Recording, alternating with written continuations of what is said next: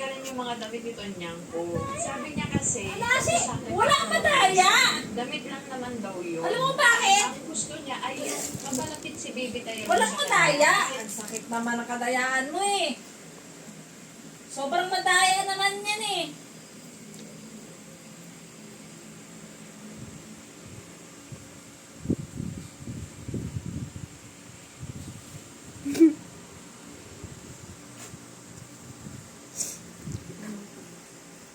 Tinatagal niya yung unan. Nangangagat. Ang daya talaga! Ang sakit! Yung balikat ko yung kinakagat! Hindi niya makuha yung unan ni Kaya nangangagat siya eh. Kaya ka tinataya niya akong balikat ko yung kinukuha.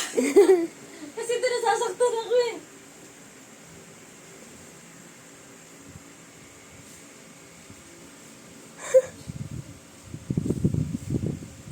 Lashi!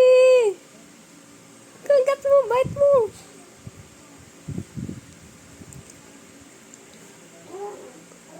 Ayan na naman, nandadaya na naman. Aray! Hindi dyan! Aray! Aray, hindi dyan, bebe! Aray! Aray ko! Aray! Aray ko!